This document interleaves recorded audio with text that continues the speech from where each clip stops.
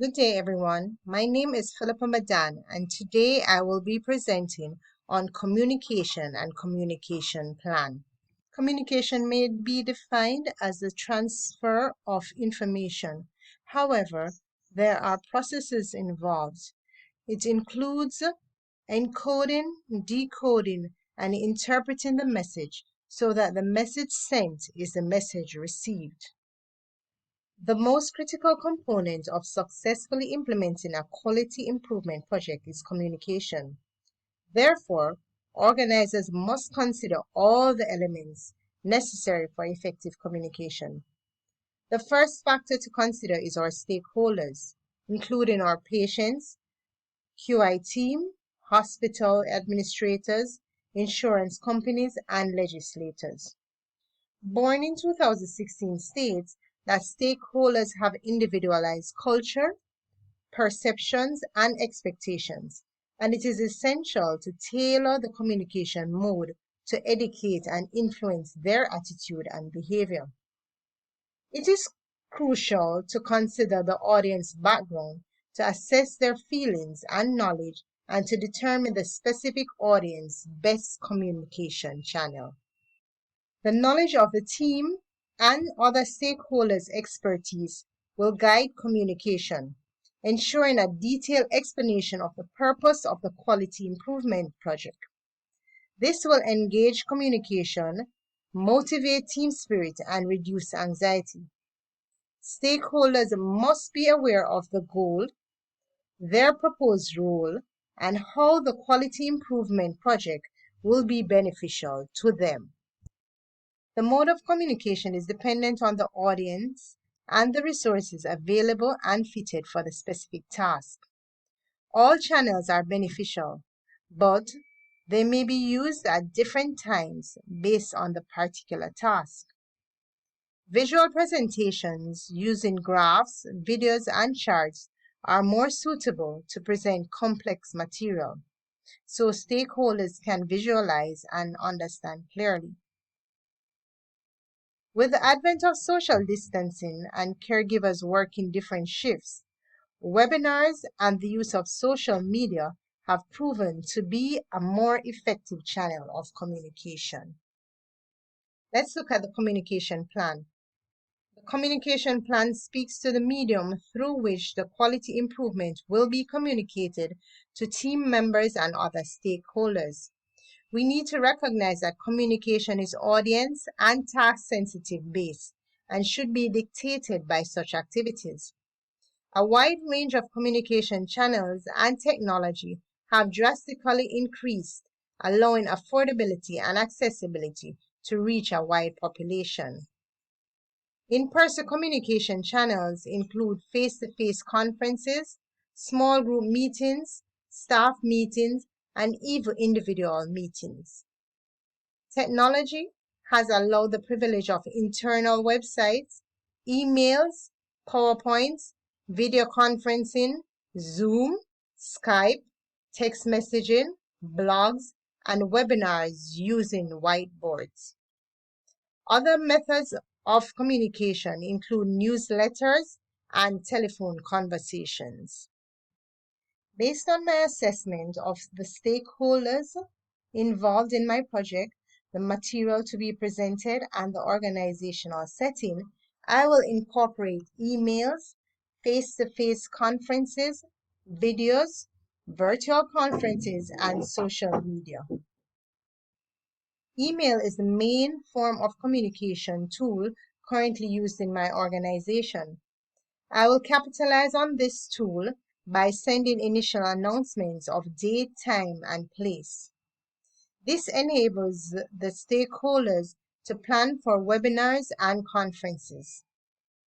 Face-to-face conferences are beneficial for hands-on training of the management of newborns and will be held periodically on all 3 shifts. To facilitate learning, virtual meetings with videos will be held to ensure all participants are updated on the project progress and are equipped with all the necessary knowledge that they need. Social media will also be used for quick, effective communication. Social media includes Instagram, Facebook, Twitter, Snapchat, Pinterest, YouTube, WhatsApp, and TikTok, just to name a few. These modern communication channels are vital for the success of any quality improvement project. The networks are used by millions and are easily downloaded and accessed quickly. They can support a wide range of media such as audio and video. With a widespread use, it is easy and convenient to share information with all stakeholders quickly and provide the opportunity for stakeholders to respond.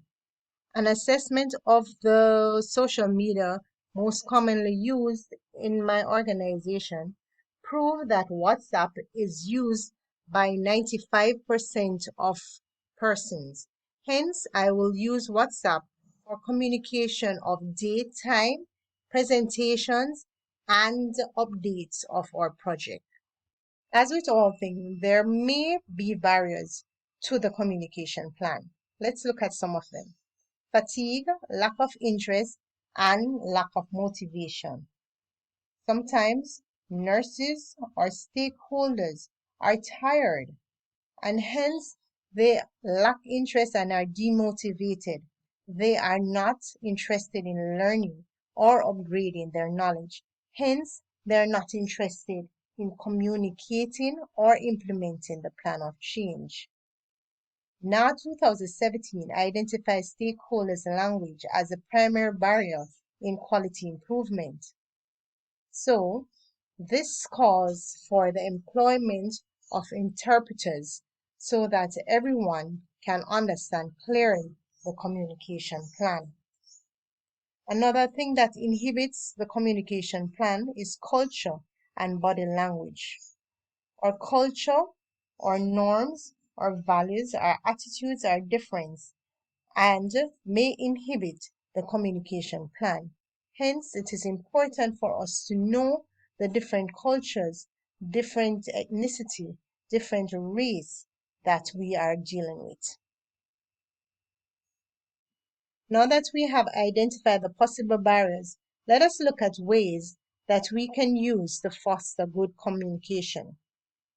Employing an interpreter so that everyone can understand the communication plan.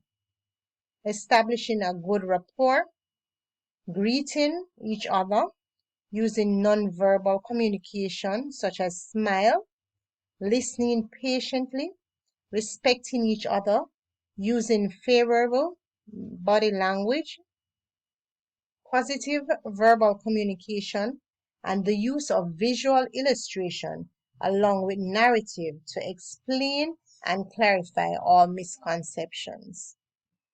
My organization has a wide variety of culture and diversity. Kamaz and Noor 2019 states that multicultural knowledge and sensitivity are crucial to support staff, avoid conflicts, increase problem solving, improve performance, and facilitate change. With this knowledge, my communication plan seeks to respect people regardless of their race, their color, their language, their gender affiliation, or culture. The project includes allowing all stakeholders to openly express themselves, listening and learning and implementing changes based on these considerations. I hope this presentation was informative and interesting. Please join me tomorrow, 8 a.m. sharp, for our new launching of our quality improvement project, Improving Newborn Management. You don't want to miss it.